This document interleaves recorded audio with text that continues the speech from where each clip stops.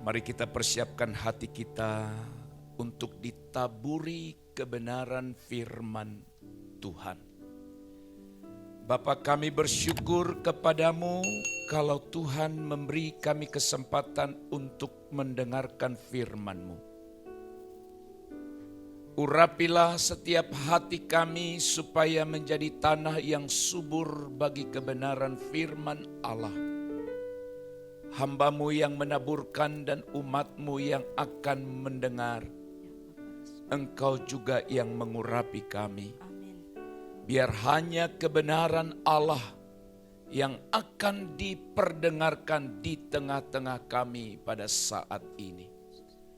Berfirmanlah karena kami telah siap mendengarkan Engkau. Dalam nama Tuhan Yesus Kristus kami berdoa, kami sambut firman Allah.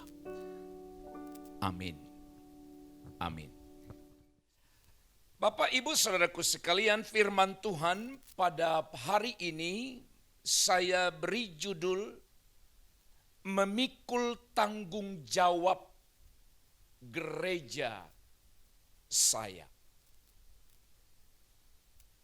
Firman Tuhan pada kesempatan ini bertujuan untuk menyadarkan setiap kita sebagai anggota gereja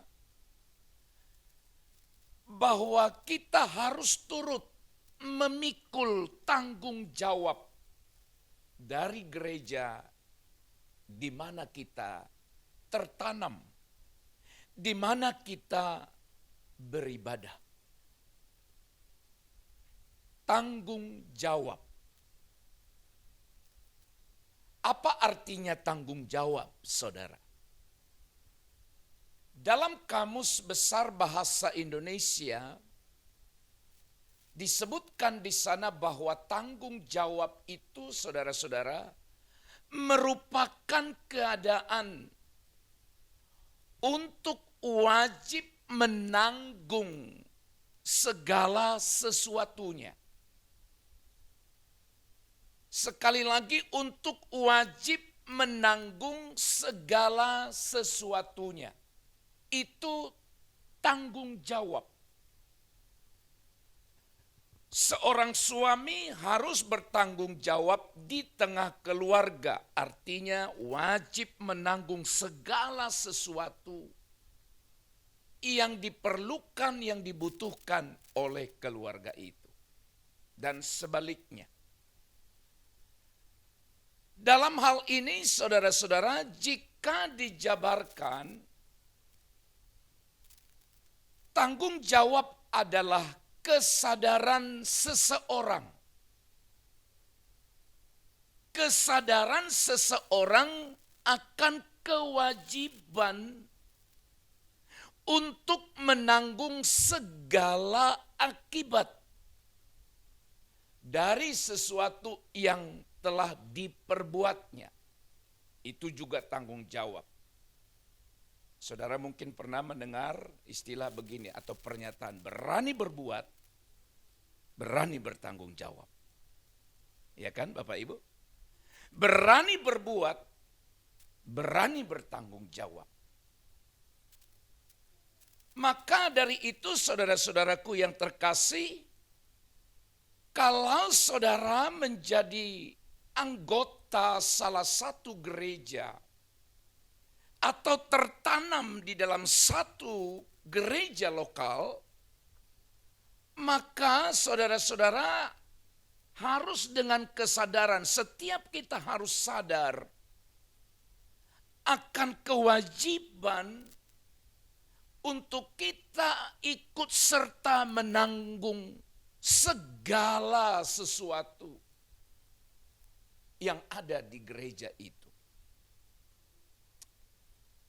Dalam hal apa saya turut memikul tanggung jawab gereja saya? Dalam hal apa?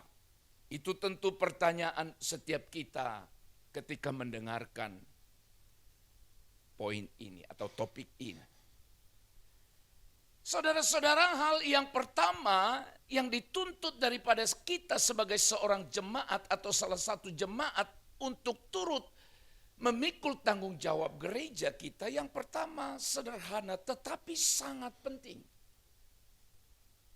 Yaitu berdoa bagi pertumbuhannya. Berdoa bagi pertumbuhannya. Setiap anggota jemaat terpanggil atau bertanggung jawab untuk berdoa atau mendoakan dari pertumbuhan gereja itu. Paulus memberikan satu kebenaran kepada jemaat di Tesalonika dalam pasal 1 ayat yang kedua. Kami selalu mengucap syukur kepada Allah karena kamu semua. Dan menyebut kamu dalam doa kami. Paulus bersaksi atau memberitahukan kepada jemaat di Tesalonika. Dia berkata, menyebut kamu dalam doa kami. Paulus hendak menyatakan bahwa Paulus selalu mendoakan, bahkan disebut menyebut mereka dalam doa-doa Paulus. Tentu saja apa yang didoakan oleh seorang rasul, apa yang didoakan oleh seorang hamba Tuhan bagi jemaatnya. Paling tidak yang didoakan adalah supaya mereka bertumbuh ke arah kedewasaan rohani. Itu penting sekali. Bertumbuh supaya jemaat itu semakin dewasa. Sebab kalau jemaat itu dewasa, tantangan sehebat apapun tidak akan pernah menggoncang dia, tidak akan pernah melemahkan dia kalau sudah dewasa. Saudara-saudaraku yang dikasih oleh Tuhan, kalau Paulus berkata kami menyebut kamu dalam doa kami, maka hal yang sama. Setiap kita seharusnya saling mendoakan. Sebab kita tahu saudara sekalian, gereja itu kuat. Gereja itu bertumbuh karena kuasa doa. Belajar dari apa yang dilakukan oleh gereja atau jemaat mula-mula dalam Kisah Para Rasul pasal 2. Ayat yang ke-41 sampai ayat yang ke-42. Firman Allah berkata, orang-orang yang menerima perkataannya itu memberi diri dibaptis. Dan pada hari itu jumlah mereka bertambah. Jumlah mereka bertambah kira-kira 3.000 jiwa. 42. Mereka bertekun dalam pengajaran rasul-rasul dan dalam persekutuan. Dan mereka selalu berkumpul untuk memecahkan roti dan berdoa. Kita fokus pada bagian yang terakhir, berdoa. Saudaraku sekalian, sebagai anggota gereja, anggota jemaat yang mengerti kebenaran, maka dia wajib untuk saling mendoakan. Siapa yang mau kita doakan? Mungkin saja ada orang yang Tuhan taruh di hati kita. Ada nama-nama yang khusus Tuhan tempatkan di hati kita untuk kita doakan. Doakan mereka. Tuhan ingatkan supaya kita saling mendoakan atau mendoakan hamba-hamba Tuhan yang melayani. Tujuannya apa? Supaya mereka kuat. Sebab mereka bukan malaikat. Sebab mereka bukan makhluk lain. Hamba Tuhan juga adalah manusia. Mereka perlu dukungan, topangan doa dari jemaat. Hamba Tuhan mendoakan jemaat, jemaat pun seharusnya mendoakan hamba-hamba Tuhan atau para pelayan. Sehingga saudara-saudara, ketika kita sama-sama atau saling mendoakan, maka kita sudah turut memikul tanggung jawab gereja kita. Yang kedua, dalam hal apa kita turut memikul tanggung jawab gereja? Selain berdoa, maka yang kedua saudara sekalian, mengundang orang-orang yang tidak bergereja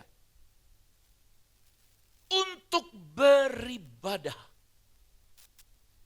Mengundang, mengajak orang-orang yang tidak bergereja. Garis bawahi kata tidak bergereja untuk beribadah. Saudara-saudara, adakah orang, adakah kenalan, adakah tetangga saudara yang menyebut dirinya sebagai orang Kristen, tapi sepengetahuan Bapak Ibu tidak pernah pergi beribadah? Memang mereka adalah orang Kristen, tapi saudara melihat keseharian mereka setiap hari Minggu mereka tidak beribadah. Maka saudara bertanggung jawab untuk mengundang, ini yang disebut bersaksi. Mengundang orang yang tidak bergereja itu supaya mereka beribadah. Setiap hari, hari Sabtu sampai hari Minggu seperti ini, sebagai hamba Tuhan di grup gereja kita, selalu saya mengundang, selalu mengingatkan, dan bukan hanya untuk ibadah raya. Ibadah yang lain pun selalu diingatkan, selalu diundang. Siapa yang diundang?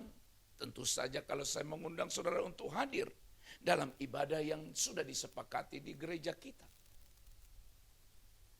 Saudara-saudara, memang kita mengundang. Saudara juga pernah mengundang seseorang untuk datang di pesta atau di acara Bapak Ibu. Tapi yang kita undang itu juga belum tentu datang, walaupun dia tahu kita mengundangnya.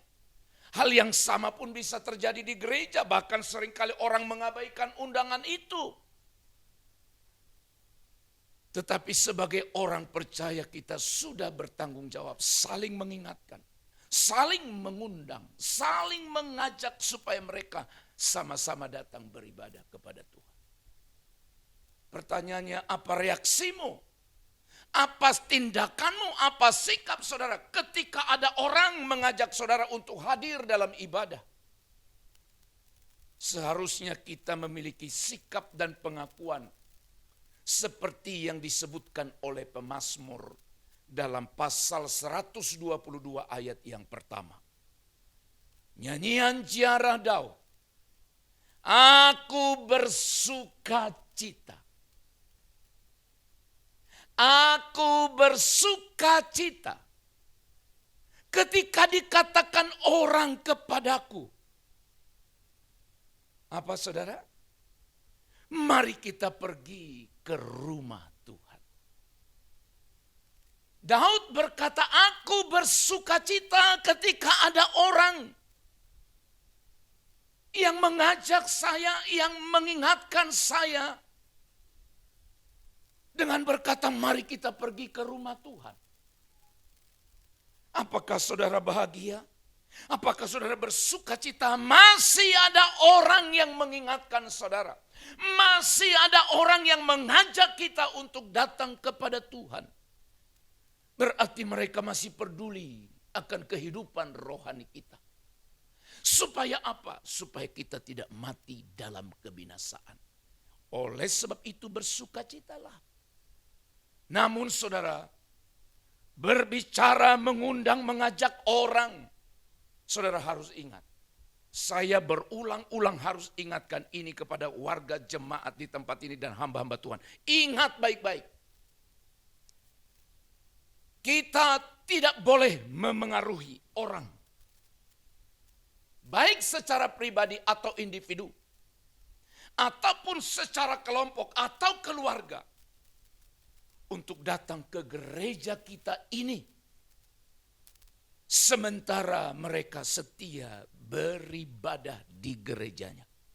Ingat, jangan. Kalau orang itu memang sungguh-sungguh setia beribadah di gerejanya, jangan ganggu. Jangan ganggu, jangan pengaruhi. Tugas kita adalah, sekali lagi, tugas kita adalah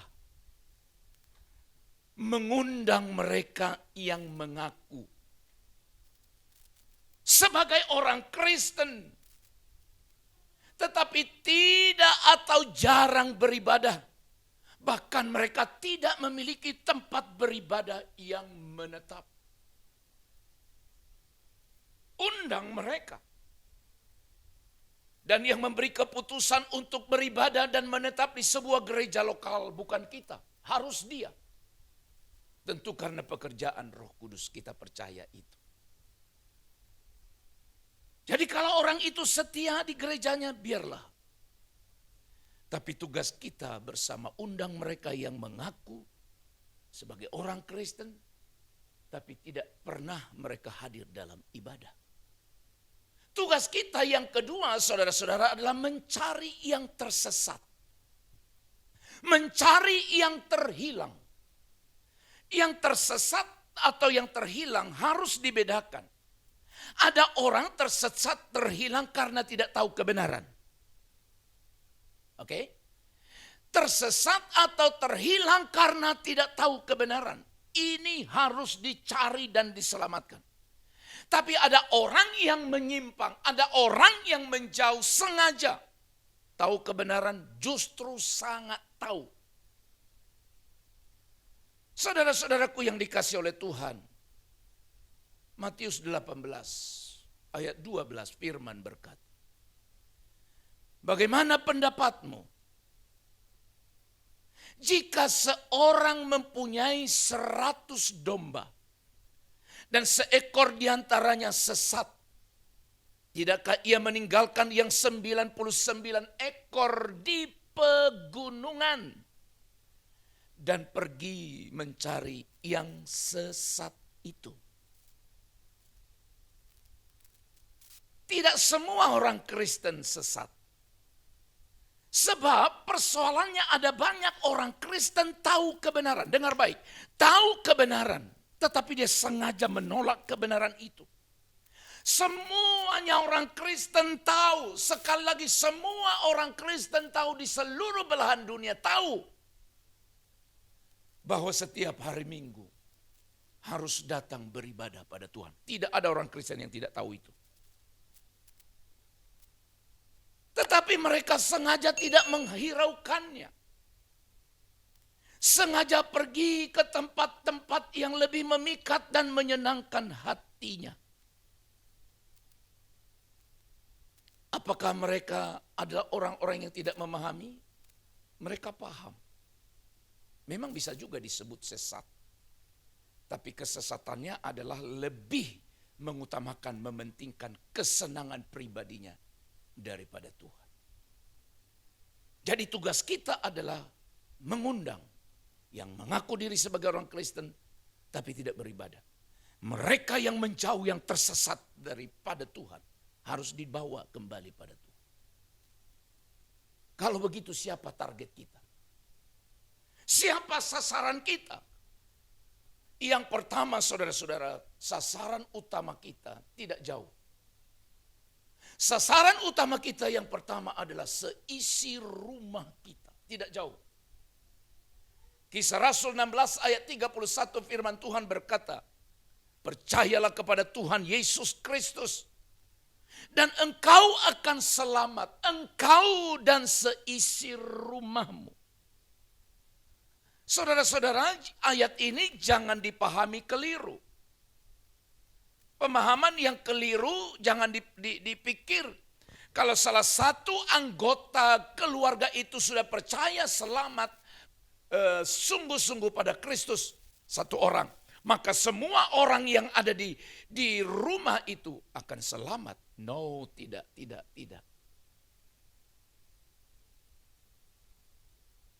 Suami tidak bisa berkata, aku saja yang setia pada Tuhan, nanti kamu pasti diselamatkan. Istri juga tidak bisa berkata, aku saja yang sungguh-sungguh setia pada Tuhan, kamu akan selamat.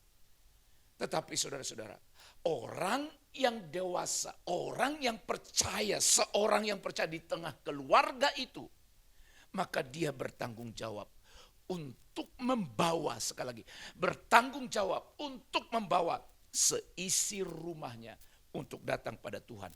Maka itulah yang disebut engkau akan selamat, engkau dan seisi rumahmu.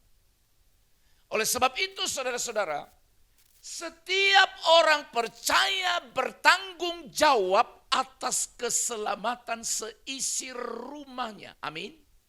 Setiap orang percaya bertanggung jawab atas keselamatan seisi rumahnya.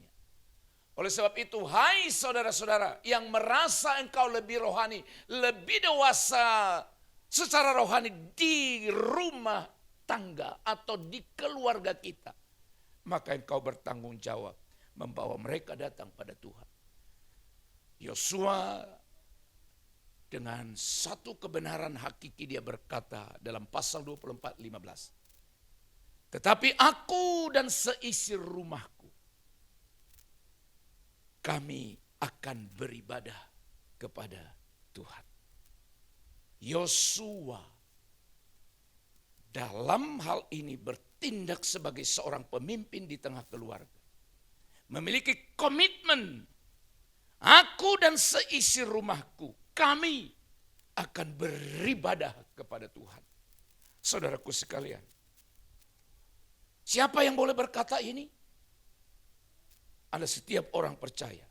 Dan kalau saudara lebih rohani, lebih dewasa imanmu di tengah keluarga itu, tugas kita adalah membawa setiap keluarga kita kepada Tuhan. Sama seperti Yosua berkata, selain mereka, selain orang dekat kita, memang paling awal itu kan orang-orang di sekeliling kita, orang-orang di rumah kita paling dekat.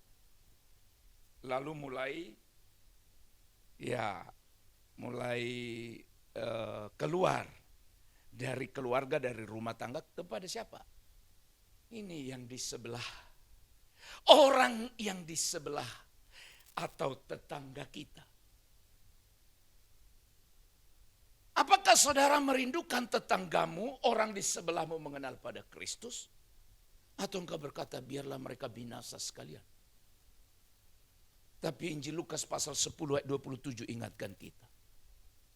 Kasihilah Tuhan Allahmu dengan segenap hatimu dan dengan segenap jiwamu dan dengan segenap kekuatanmu dan dengan segenap akal budimu,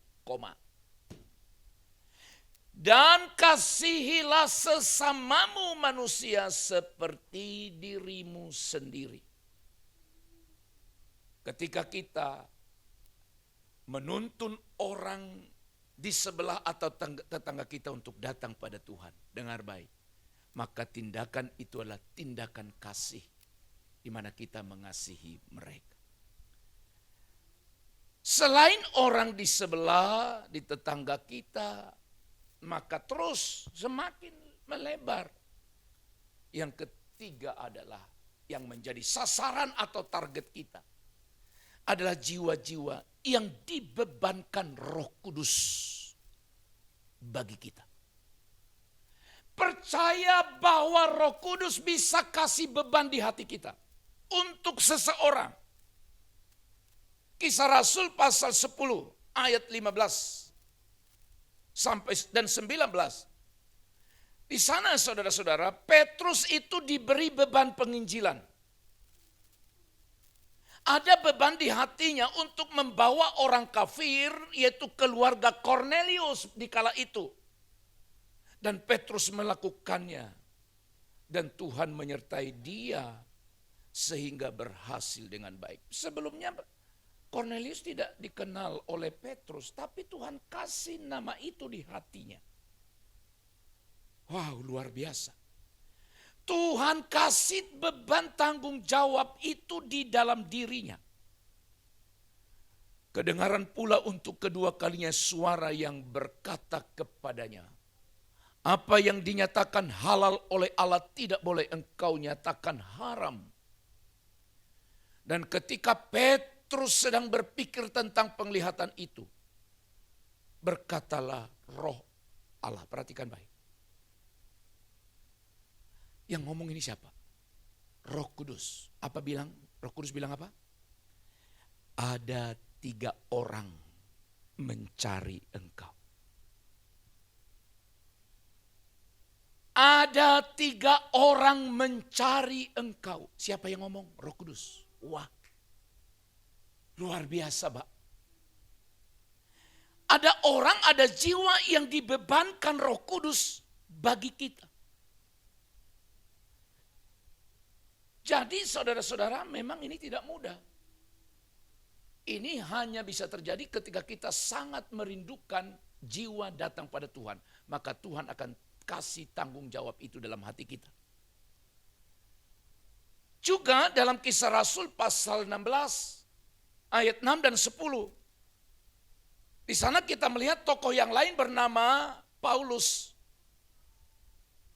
Paulus mendapat banyak beban. Antara lain adalah orang-orang di Makedonia atau Filipi. Apa yang terjadi di sana, saudara-saudara? Mula-mula ia ingin masuk dalam wilayah orang lain. Ini yang pertama di hati daripada Paulus, yaitu Bitinia. Tuhan tidak berkenan untuk rencananya itu.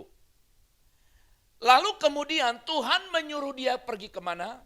Wilayah Makedonia, yaitu Filipi. Sebab itu banyak orang Filipi bertobat dan gereja Tuhan yang mula-mula pun dilahirkan. Mereka melintasi tanah Frigia dan tanah Galatia. Dengar baik. Karena Roh Kudus mencegah mereka untuk memberitakan Injil di Asia. Mencegah. Ayat 10. Setelah Paulus melihat penglihatan itu, segeralah kami mencari kesempatan untuk berangkat ke Makedonia. Karena dari penglihatan itu kami menarik kesimpulan, bahwa Allah telah memanggil kami untuk memberitakan Injil kepada orang-orang di sana, di Makedonia. Padahal tujuan awalnya adalah tadi wilayah lain, bukan Makedonia. Wilayah lain itu disebut Bitinia. Itu sasaran pertama rencana mereka. Tapi Tuhan bilang bukan ke situ. Kau pergi ke Makedonia. Saudara-saudara, kita pun harus siap ketika ada suatu rencana yang kita buat. Tapi ketika Tuhan bilang tidak, kita harus rela. Kita harus siap sedia untuk berkata, ya Tuhan, aku hanya ingin mau melakukan apa yang Engkau mau. Jangan paksakan kehendak kita. Ketika kita paksakan kehendak kita, maka bahaya yang akan terjadi bagi kita. Target kita yang lain adalah yang keempat. Siapa target kita? Selain yang ditaruh Roh Kudus dalam hati kita, ada orang-orang yang dikirim Tuhan kepada kita. Bisa dia yang datang ke rumahmu dan berkata, di mana ibu bapak gereja? Bolehkah aku ikut bergereja di gereja bapak, ibu? Itu bisa. Tapi orang yang dikirim Tuhan juga bisa dia datang sendiri ke gereja. Datang sendiri. Dalam Kisah Rasul 28 ayat 30 sampai 31 firman Tuhan bilang, dan Paulus tinggal 2 tahun penuh di rumah yang disewanya sendiri. Ia menerima semua orang yang datang kepadanya. Menerima semua orang yang datang kepadanya. Orang-orang itu datang. Dengan terus terang dan tanpa rintangan apa-apa. Ia, Paulus, memberitakan kerajaan Allah. sekali lagi memberitakan kerajaan Allah dan mengajar tentang Tuhan Yesus Kristus. Saudara-saudara, meskipun Paulus di Roma dia sebagai seorang tahanan rumah.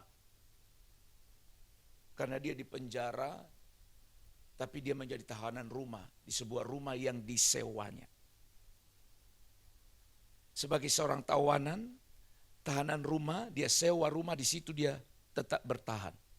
Tapi Tuhan mengirim banyak orang kepadanya dan dilayani sampai selamat.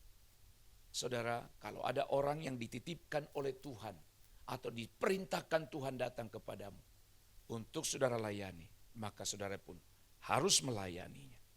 Haleluya. Yang ketiga terakhir. Dalam hal apa saya atau kita turut memikul tanggung jawab dari gereja kita, saudara-saudara. Maka yang ketiga adalah kita harus menyambut dengan sukacita orang-orang yang berkunjung. Jangan biasakan ketika ada orang yang asing bagi saudara datang di gereja ini lalu duduk di sampingmu. Mulai dari masuk sampai pulang dari gereja, engkau tidak menegur, tidak menyapanya. Gereja itu adalah satu anggota keluarga. Satu anggota keluarga. Bayangkan kalau kita dalam satu keluarga ada yang tidak omongan, tidak cakapan di satu rumah tangga. Bisa terjadi enggak? Bukan dengan tetangga kejauhan. Satu rumah tangga, satu keluarga, tidak omongan. Bisa terjadi tidak? Bisa terjadi. Pernahkah suami istri tidak omongan? Pernah ya? Ini yang menjawab yang sudah menikah atau yang belum? Pernah, benar pernah. Itu pengakuan yang jujur. Tidak ngomongan. Karena apa? Tentu banyak alasannya. Pernahkah anak tidak omongan atau tidak bicara dengan orang tuanya? Anak, ada enggak? Ada? Anak kurang ajar. Kurang ajar itu, Pak. Saya sudah pernah bilang, sejahat apa atau terlalu salah orang tuanya. Salah, mungkin salah ngomong atau salah bertindak. Lalu anak tidak ngomong sama orang tua. Bagi saya itu kurang ajar betul. Iya, apalagi mamanya dibuat kayak gitu. Gak tahu dia mamanya berjuang mati-matian. Mempertaruhkan nyawa untuk melahirkan dia ke dunia ini. Tapi dia gak ngomong sama mamanya. Oke, mamamu salah. Papamu salah. Memang dia salah. Salah ngomong atau salah bertindak. Tapi menurut yang saya pahami. Kita tidak berhak untuk tidak, atau tidak boleh untuk tidak bicara sama mereka. Itu terjadi. Tapi ketika ada orang yang menurut saudara mungkin asing, jangan sampai engkau pulang tanpa menegur. Memang kadangkala di gereja sekarang ini agak susah melihat orang ya. Kalau kita nggak betul-betul hafal wajahnya atau bentuk tubuhnya, penampilannya, kita bisa nggak kenal orang oleh karena masker. Tapi sekalipun demikian, mungkin tidak harus tanya. Siapa namamu? Masa tanya, kita udah lama kali di sini. Mungkin ada orang bilang begitu ya. Bapak tinggal di mana? Pak, Bapak tanya aku tinggal di mana? Bapak aja udah pernah ke rumahku? Oh, karena masker. Oke, kalau kita agak ragu mungkin tidak harus tanya begitu. Tapi paling tidak kita berkata, Shalom Pak, Bu, apa kabar? Haleluya. Welcome. Sambut mereka dengan sukacita. Rasul Paulus mengingatkan kepada jemaat di Roma pasal 15 ayat 7. Sebab itu terimalah satu akan yang lain. Terimalah satu akan yang lain. Sama seperti Kristus yang juga telah menerima kita untuk kemuliaannya. Mengapa kita melakukannya? Mengapa kita harus menyambut mereka dengan sukacita? Mengapa kita harus menyambut mereka dengan baik? Sekali lagi, karena setiap orang, setiap jiwa itu berharga bagi Tuhan. Kedua, setiap jiwa, setiap orang memerlukan juru selamat. Ingat khotbah saya minggu lalu, kebutuhan terbesar umat manusia.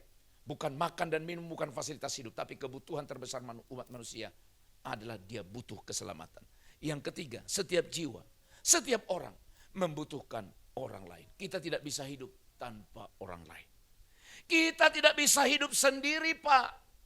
Kita perlu orang-orang di sekeliling kita. Itu sebabnya disebutkan bahwa manusia itu adalah makhluk sosial yang tidak bisa hidup tanpa orang lain. Oleh sebab itu hari ini, saudara dan saya diajak oleh kebenaran firman, supaya kita memikul tanggung jawab gereja di mana kita beribadah dengan berdoa bagi pertumbuhannya. Doakan supaya setiap jemaat, setiap anggota di gereja itu diberkati oleh Tuhan secara rohani juga secara jasmani. Yang kedua, undang orang-orang yang tidak bergereja supaya mereka pun beribadah kepada Tuhan. Dan yang ketiga terakhir, sambutlah setiap jiwa, sambutlah setiap orang yang hadir, yang datang berkunjung di gereja ini dengan memikirkan satu kebenaran bahwa mereka adalah sahabat. Mereka adalah anggota keluarga kita di dalam Allah.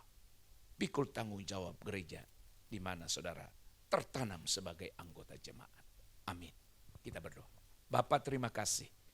Kebenaran sudah kami dengar bahwa ada tanggung jawab kami sebagai anggota jemaat. Mampukan kami melakukan kebenaran ini ya Tuhan. Terpujilah Engkau Bapa, ini doa harapan kami.